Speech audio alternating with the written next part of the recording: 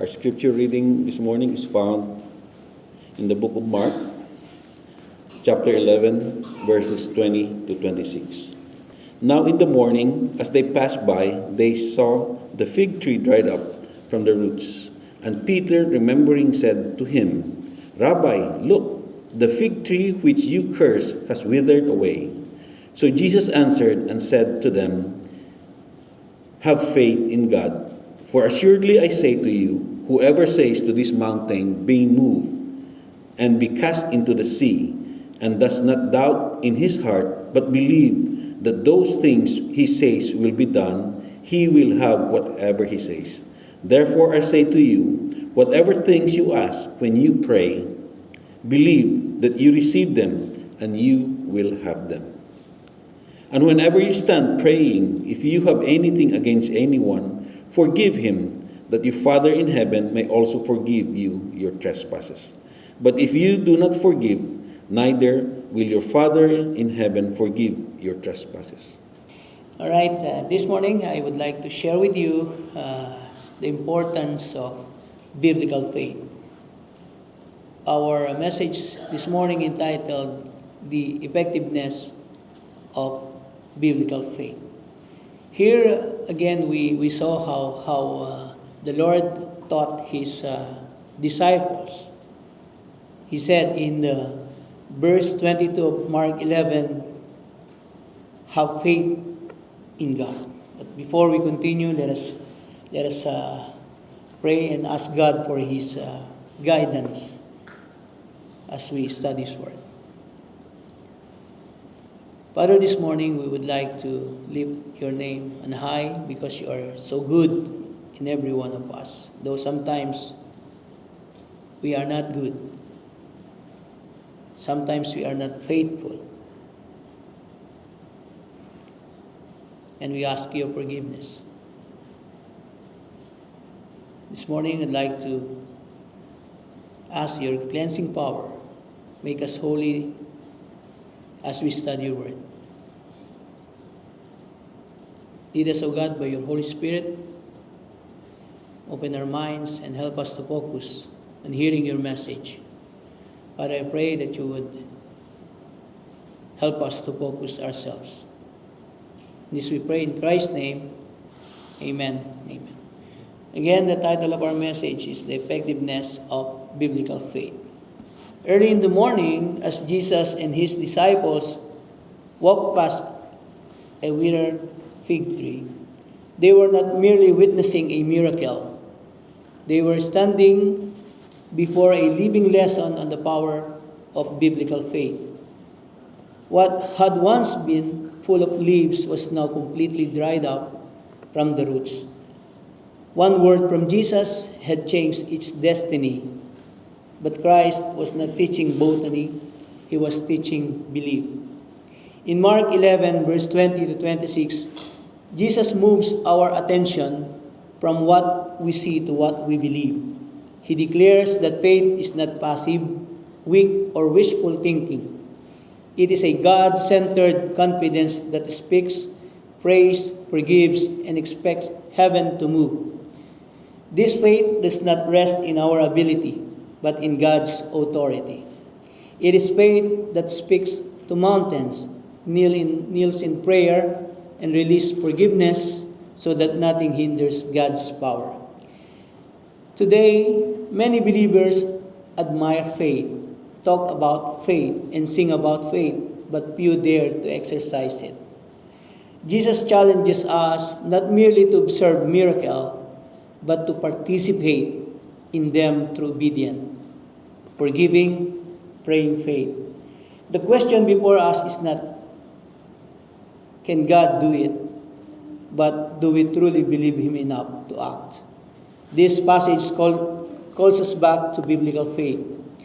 Faith that trusts God's word, aligns with God's will, and releases God's power. Genuine biblical faith is a miracle. Faith in God is something we do not possess naturally. Ephesians chapter 2 verse 8 tells us that faith is the gift of God. God enables us to believe in Him for salvation. Then He gives every believer some measures of faith in Romans 12:3. That is, God empowers His children to believe Him, to serve Him, to glorify Him to the power of the faith in Him that He gives to us. I prepared four main points this morning, but I would like to ask your full focus in hearing His word. I will read multiple verses, but I will not read all because there's a lot. Let us go now to our number one main point. Let us see the object of biblical faith. In verse 22, the Bible says, "So Jesus answered and said to them, have faith in God." When the disciples are amazed at the withered fig tree, Jesus simply says, have faith in God. The emphasis of that command is that God's people should have a deep-settled, consistent, ongoing confidence in who God is, what God has commanded, what God has said, and what God will do. It speaks of a constant communion of prayer with God, dependence upon God, and obedience to God. When Jesus says, have faith in God, He is encouraging everyone.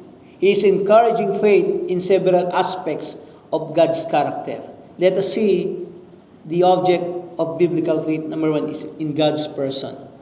If you are saved, God is your Father. And as your Father, He cares about every need in your life.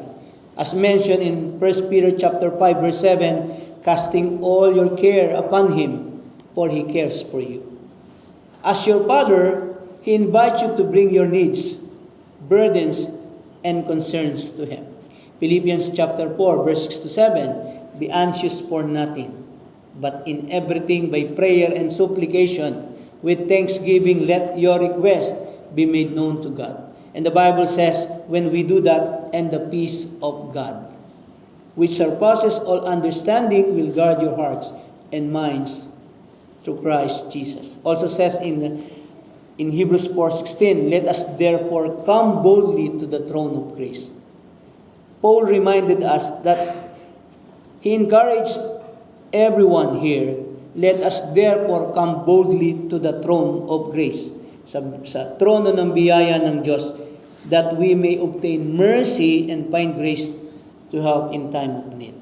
As your Father, He desires to open the resources of His kingdom and give them to you. He desires to open every resources that He has. Sabi ng Bible, and give them to you. Luke 12:32, do not fear, little flock, for it is your Father's good pleasure to give you the kingdom. Pleasure ng Diyos. It is Father's good pleasure to give you His kingdom.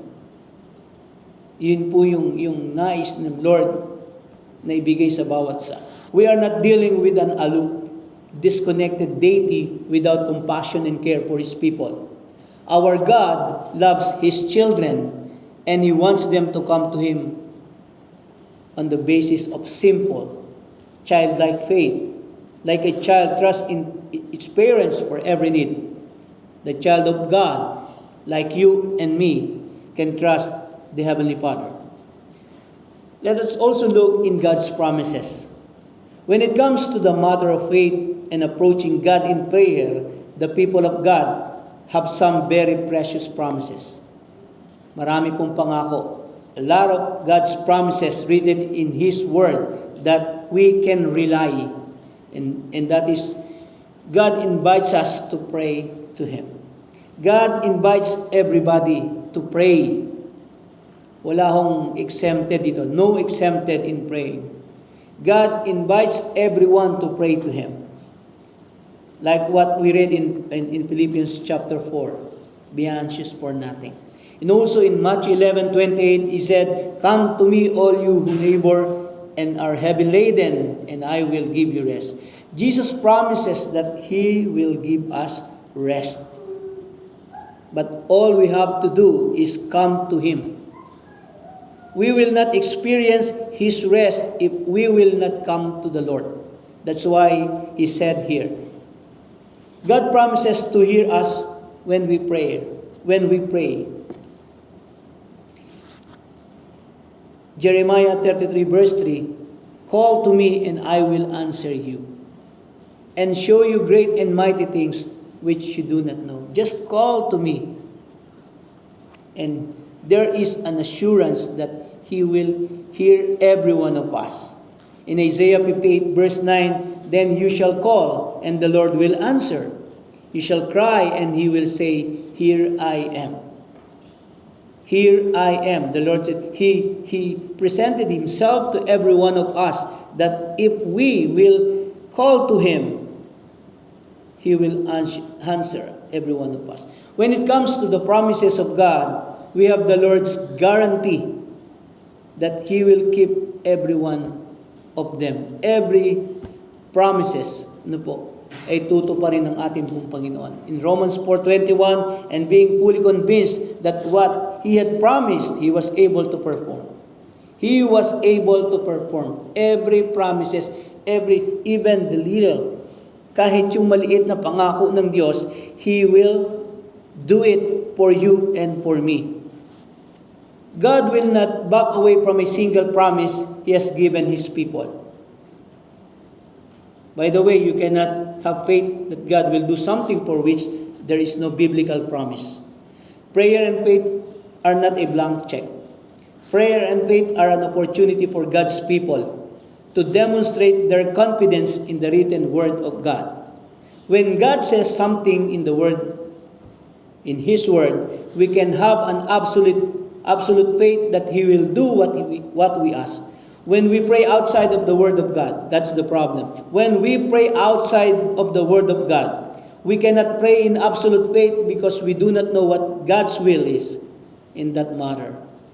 Faith is always based on a clear word from the Lord.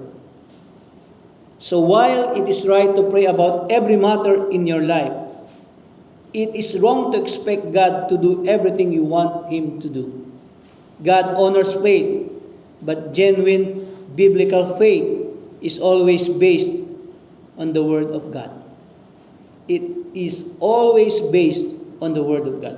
Let us look in God's power, because we are discussing now the object of biblical faith. We see yung kapangyarihan ng Diyos, yung God's power. It's one thing to make a promise. It is another thing to have the power to keep the promise. You can see the big difference. We people, we can say a lot of promises, but are we able to do or to fulfill what we have promised to the people? It's different. But in God's power, again, it is another thing to have the power to keep the promise. The children of God can have absolute confidence in God's power to do everything He has promised to do. He has the power to do anything we ask Him to do. And He has the ability He pleases to do. You know, we serve an awesome God who possesses all power in heaven and in earth. He is our omnipotent God.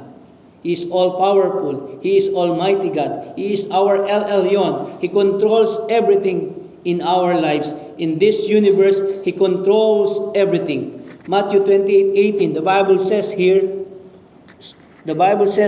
and Jesus came and spoke to them, saying, all authority has given to me in heaven and on earth, the Bible says. In Ephesians 3:20, now to Him who is able to do exceedingly abundantly above all that we ask or think, according to the power that works in us. In Jeremiah 32 verse 17, ah, Lord God, behold, you made the heavens and the earth by your great power. You see, the power of God, He made the heavens and the earth by His great power and outstretched arm. There is nothing too hard for me.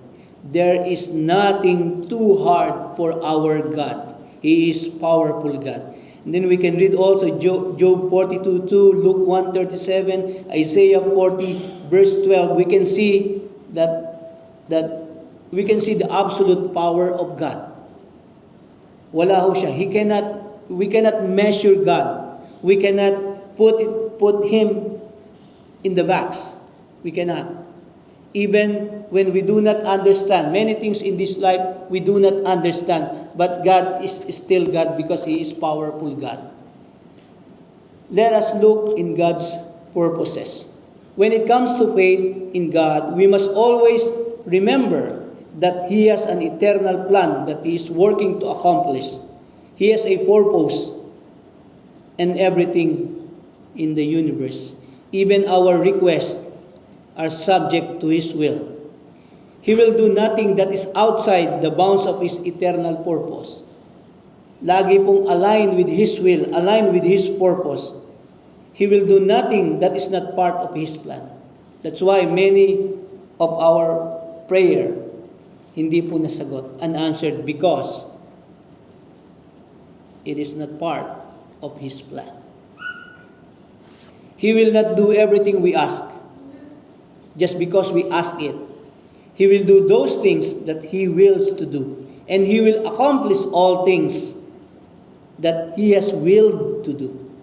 You know, a lot of people believe that they can ask for anything they want and that God has to do what they want Him to do. Nothing could be farther from the truth. Prayer is never about getting what we want from heaven. Prayer is always about aligning our will with God's will so that His will is done on earth. You see, that is the object of our biblical faith. Number 2 is, let us look the opportunities of biblical faith. In verse 23 and verse 24 of Mark chapter 11, the Bible says, "For assuredly I say to you, whosoever says to this mountain, be removed and be cast into the sea, and does not doubt in his heart, but believes that those things he says will be done, he will have whatever he says. Therefore I say to you, whatever things you ask when you pray, believe that you receive him, and you will have them." You know, the opportunities of biblical faith is this. It allows us to believe the impossible. It allows us to believe the impossible. From where Jesus and His men were standing, they would have been able to see the Mount of Olives and the Dead Sea. Jesus was giving them a very vivid illustration. He was also using a familiar Jewish proverb to teach them a deeply spiritual truth. The Jews commonly spoke of moving a mountain to refer to something that was absolutely impossible or to something that would be a long task. You know, there are so many situations in life that appear hopeless. There are people that seem so lost that they will never be saved. There are needs so great that it appears they will never be met. There are problems so big it appears they will never be overcome. You know, faith in God and in the promises found in His Word allows us to believe God in the impossible situation of life.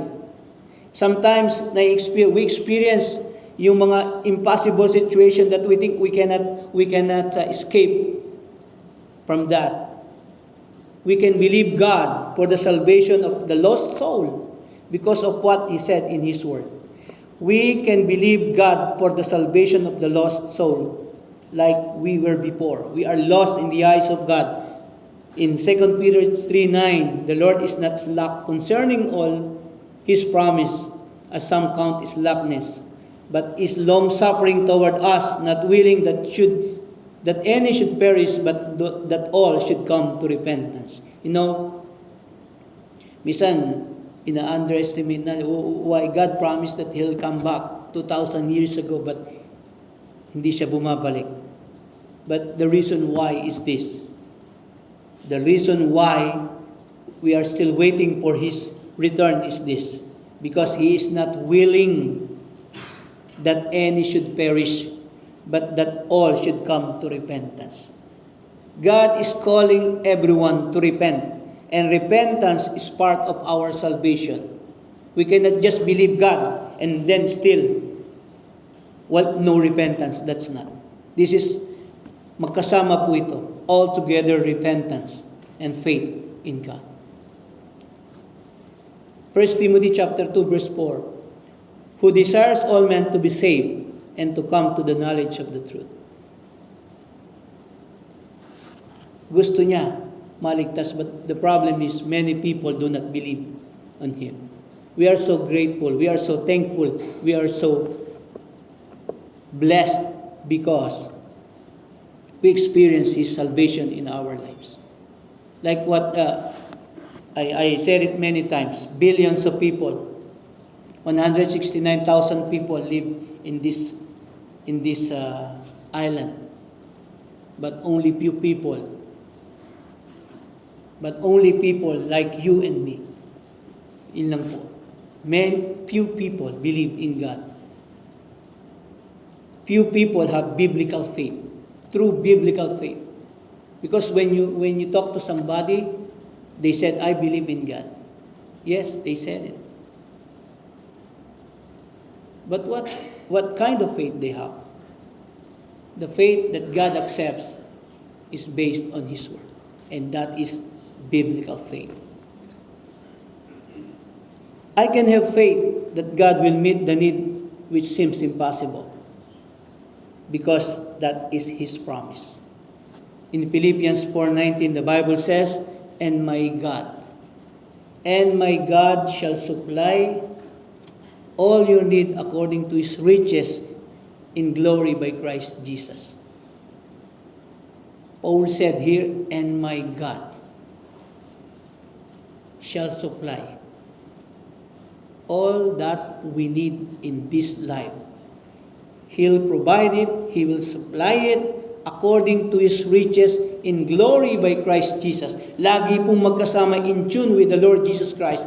Every provision, everything that we need is in line or aligned with His Son, our Lord Jesus Christ. I can have faith that I am saved.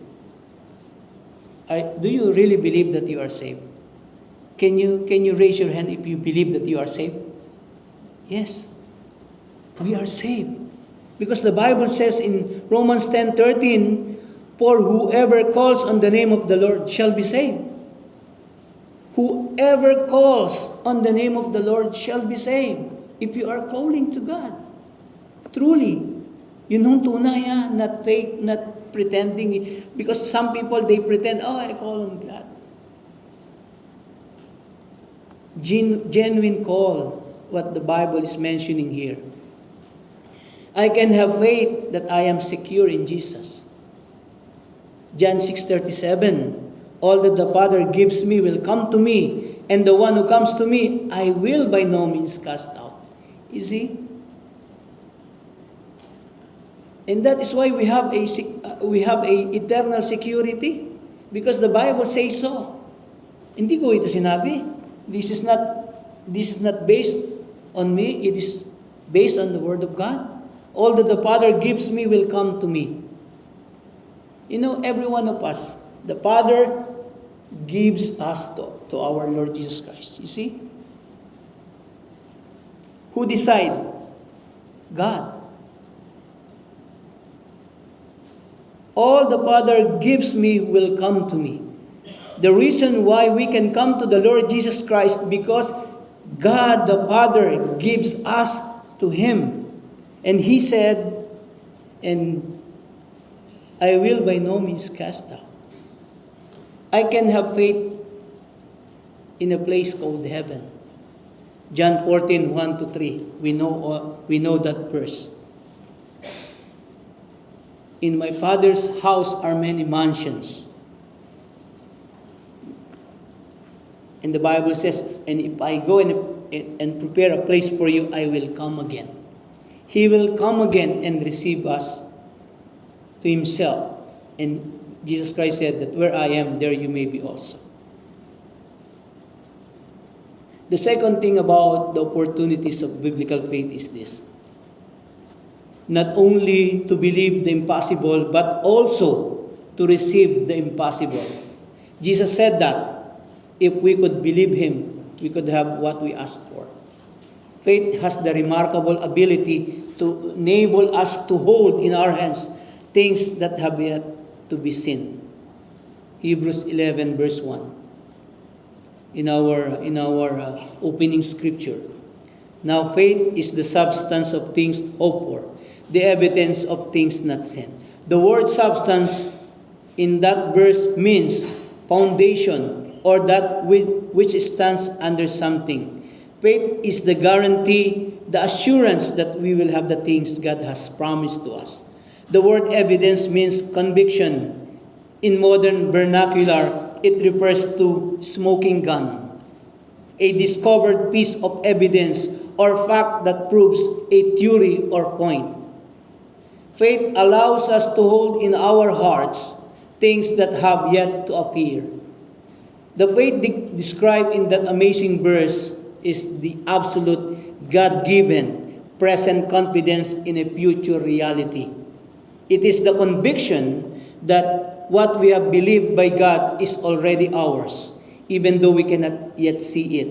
This kind of faith is not based on what the eye can see, because sabi ng mata, maniniwala, to see is to believe, but it's different. Sa ating as Christians, it is not to see is to believe.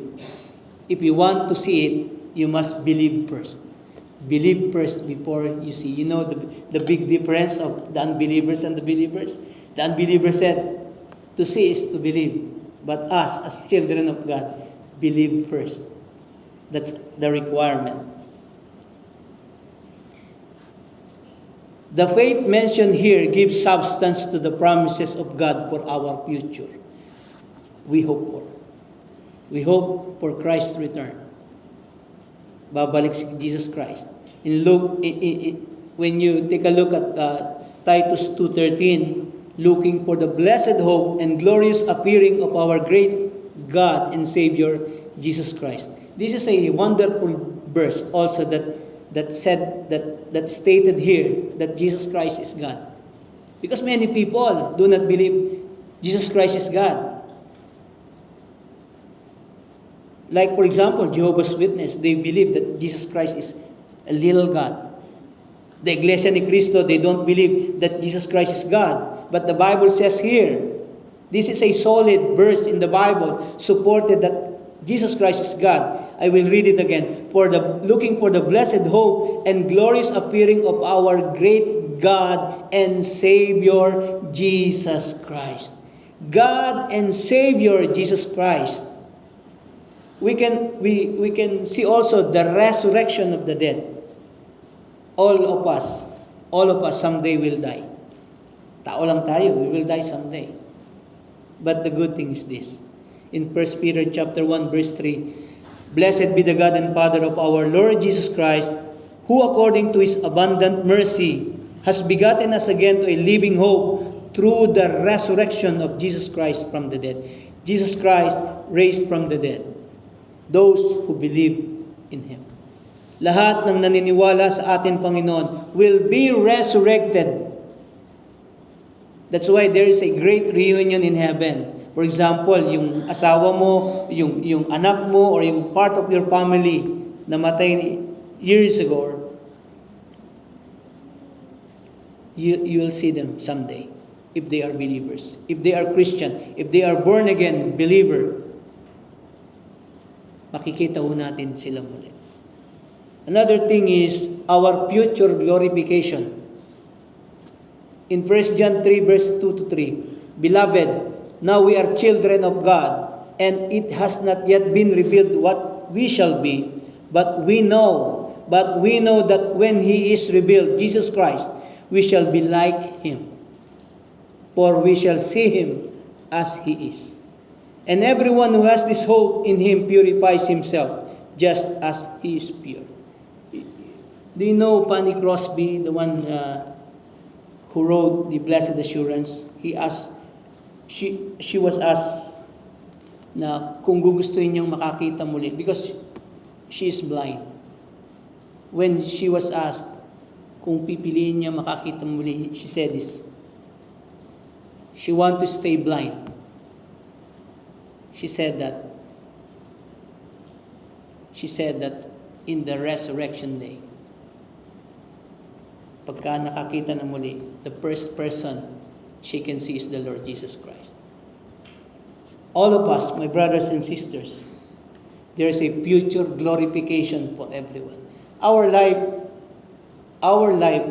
hindi lang ho nagko-consist in this life. Paul said, kung dito lang tayo aasa, if our hope is in this life only, tayo yung pinakakawawa. But we have a future glorification. Also that we will reign with Jesus. If we endure, 2 Timothy 2:12, if we endure, we shall also reign with Him. If we deny Him, He also will deny us. Kaya ho, kahit mahirap, even if it takes our life, do not deny our Lord Jesus Christ. If we endure, we shall also reign with Him. Kailan mangyayari yon? In the millennial reign of Christ, the 1,000 years millennial reign of Christ, we will also reign with Him. That is His promise. That's the opportunities. It allows us to receive the impossible. Faith in God and His Word make these future promises present realities. Kaya ho tayo, we are inspired because the future promises present realities. Heaven is real to me and to you. The resurrection is real. My future glorification and eternal change are real to me.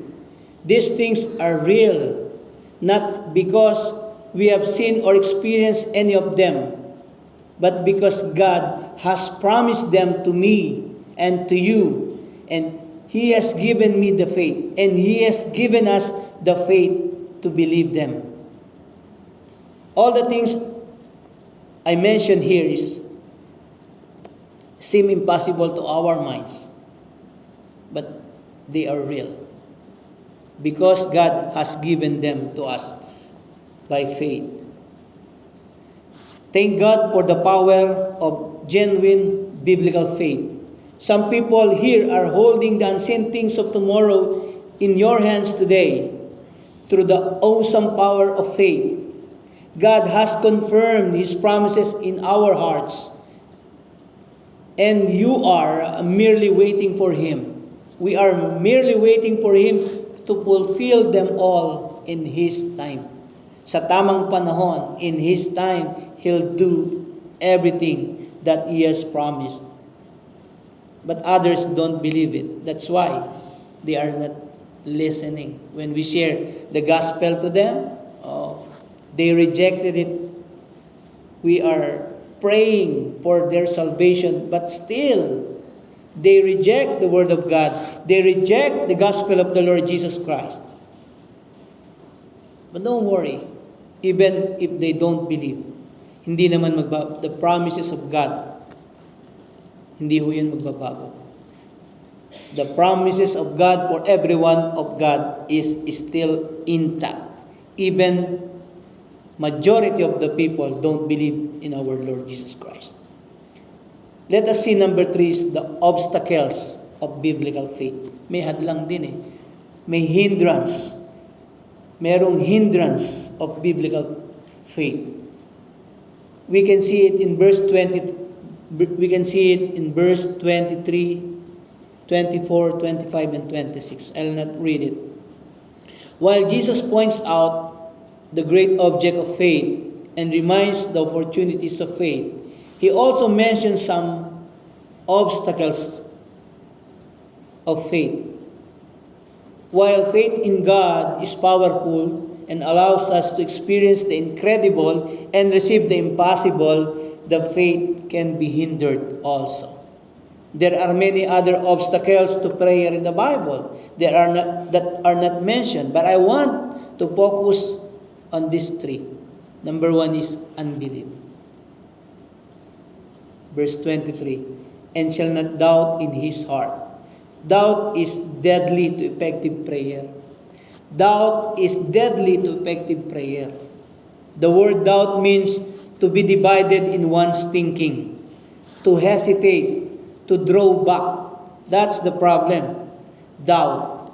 In our Bible study yesterday, it was mentioned that doubt is the enemy of faith. You know, when we pray from a heart of doubt, we are drawing back from the Word of God. God has promised and you do not believe. That is doubt.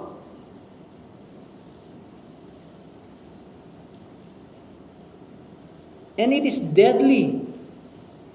It is deadly. We are saying, I know what God said, but I do not believe in it, this matter. That's the problem. I know what God said it. I know God promised it, but I do not believe in it, this matter. That's the big problem. Doubt calls into question to character and ability of God. Pag nag-alinlangan tayo, we are questioning the character and ability of our great God.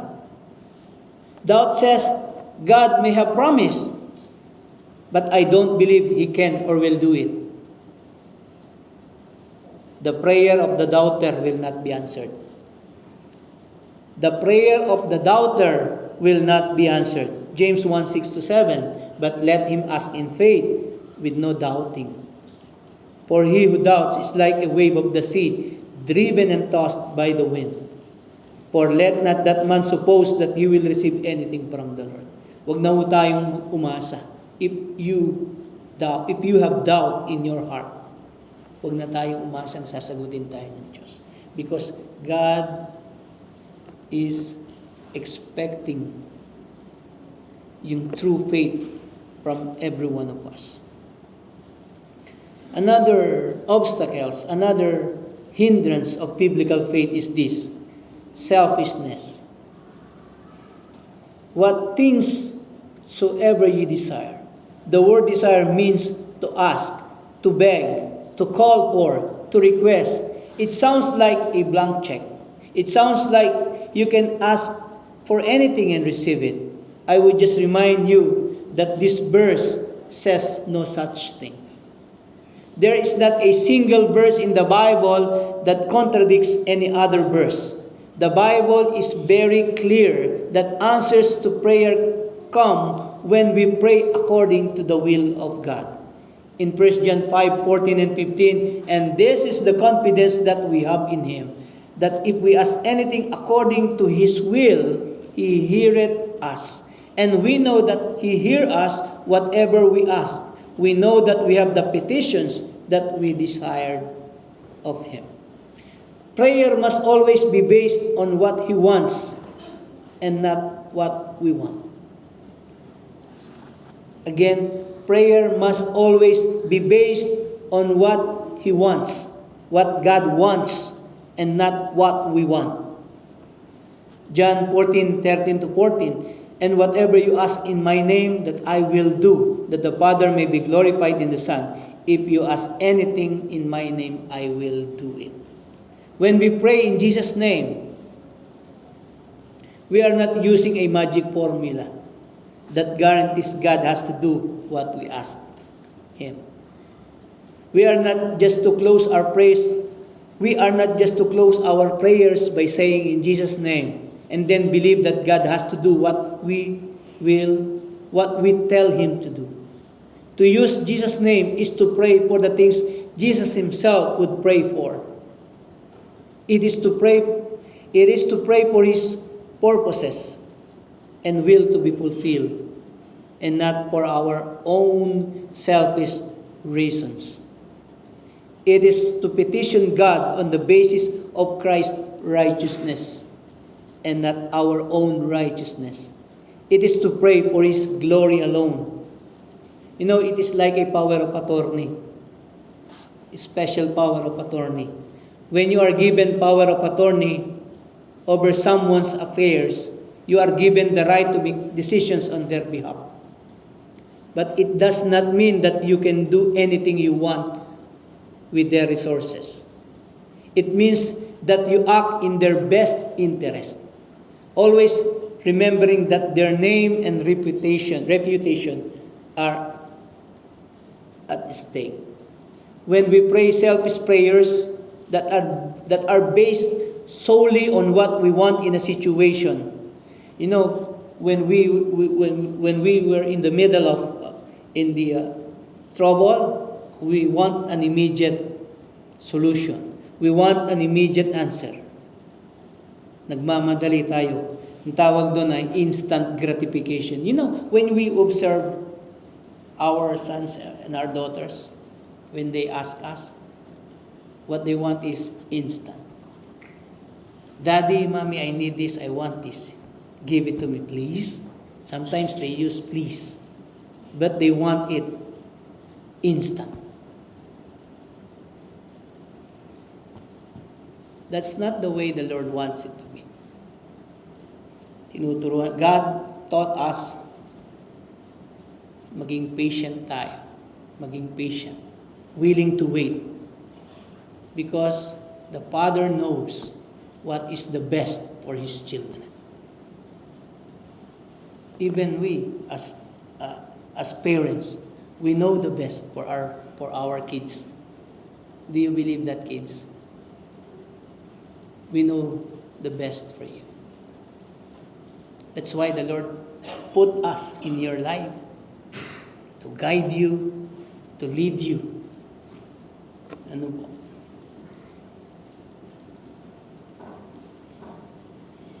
James 4:3, ye ask and do not receive, because you ask amiss, that you may spend it on your pleasures. See, that's the reason why the Lord will not answer every prayer. You ask and do not receive, because you ask amiss, that you may spend it on your pleasures. Number 3 is the unforgiveness. 25 to 26. I will read 25 and 26. And whenever you stand praying, if you have anything against anyone, forgive him, that your Father in heaven may also forgive you your trespasses. But if we do not forgive, neither will your Father in heaven forgive your trespasses.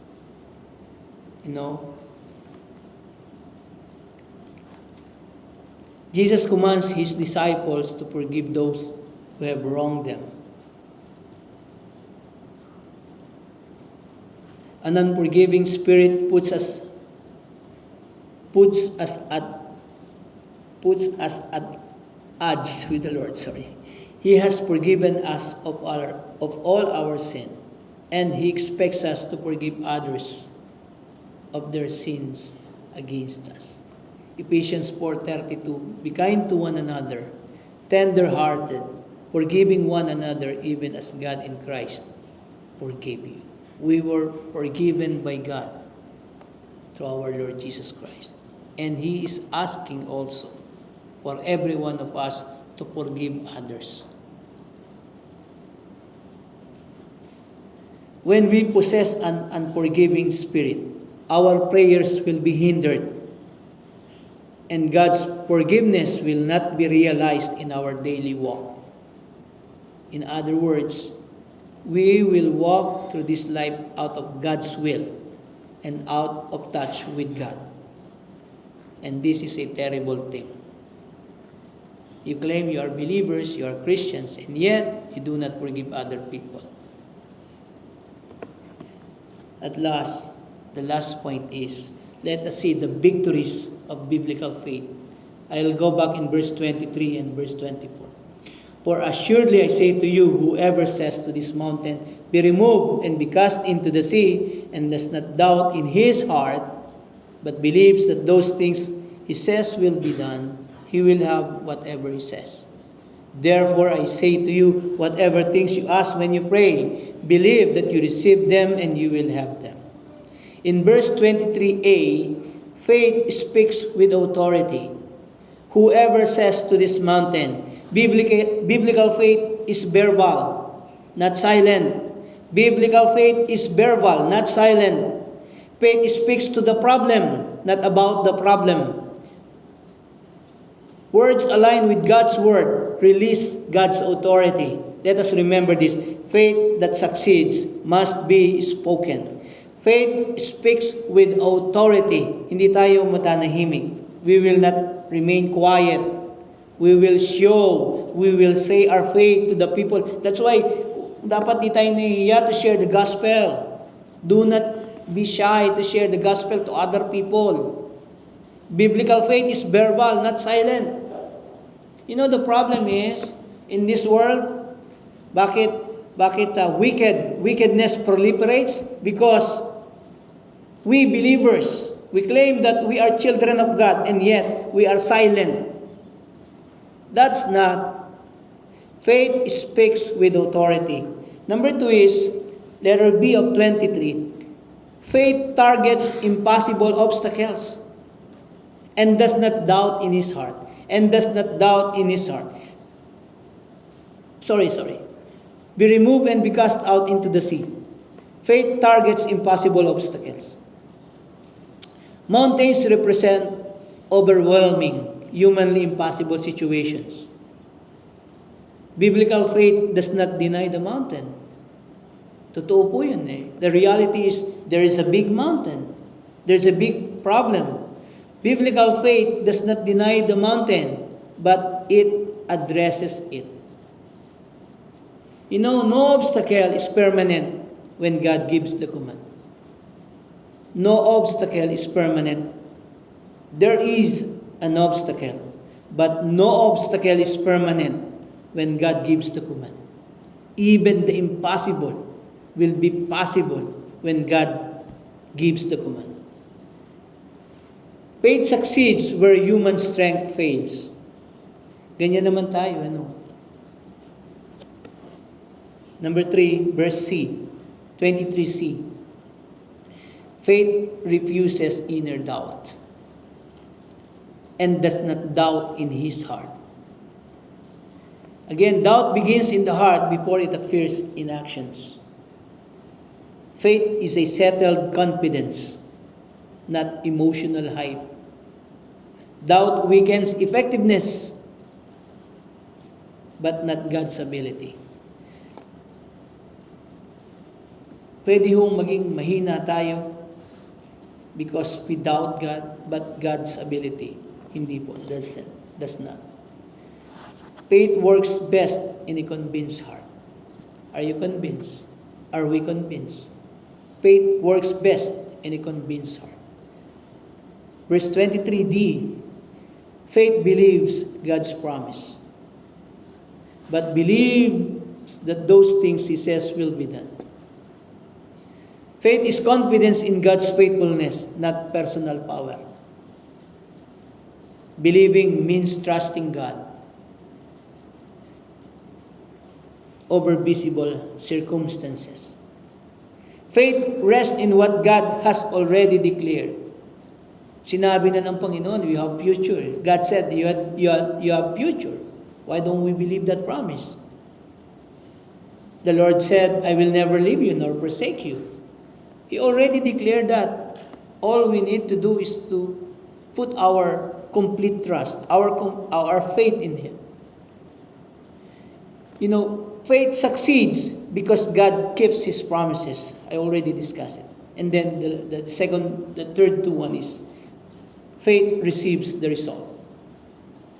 He will have whatever He says. But this is not a guarantee of selfish desire.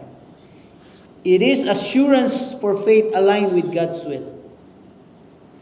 Because God honors His word. 24a, faith prays with expectation. Yung nananalangin tayo, when we ask God, whatever things you ask when you pray, you must believe. Because faith expresses itself through prayer. Prayer is faith's action step. Kung naniniwala, if you do not believe in prayer, huwag ka na mag-pray. Do not pray if you do not believe in the power of prayer. But if you believe in the power of prayer, stay. Continue to pray. Because prayer is faith's in action step. Faith brings needs directly to God. The last one, faith believes at the moment of prayer. Believe that you receive them. Believe. Faith receives spiritually before results appears physically. Prayer is not persuasion, it is trust. The last one is faith experience God's answer, and you will have them. You know, God's timing may vary, but His promises does not fail. Faith leaves the outcome in God's hands. You see the object of biblical faith, the opportunities. We also see the hindrance and the successes of faith. That's why the biblical faith is effective. Biblical faith is a powerful weapon. Mountains yield to its power. Sin, Satan, and sorrow all must bow before its authority. Faith is among the greatest of God's gift to His children, to every one of us. In light of what we have heard today, how's your faith? Are you walking in faith, believing God for the unseen? Are you looking to Him to move some big mountains in your life? Are you seeking His will for every situation you face? If that describes you, keep praying, keep trusting. In His time, He will bring it to pass in your life. Does your faith needs work? The Lord is here to help strengthen your faith if you will ask Him to do. Have you been demanding your way from the Lord? Or you need to come and humble yourself to His will. Trust Him to do what is right, because that is exactly what He will do. Do you have a mountain that needs to be moved? Come and talk to Him about it. Do you need to be saved? If you are not saved, why don't you come to Jesus Christ and ask Him? He will not turn you away. He will save you. Thank you so much. Let's pray. Father God, we give thanks this morning for your word. You see, we see, oh God, the effectiveness of biblical faith. Salamat, Panginoon, because you have given us the word that we need when it regards to our faith. Our faith must be biblical. Our faith must be based on your word. Our faith is a gift from you. Lord, help us to experience the power, the effectiveness of biblical faith in our lives. Help each and every one of us in this church. Thank you, Father God. Thank you for your word. This we pray in Christ's name. Amen.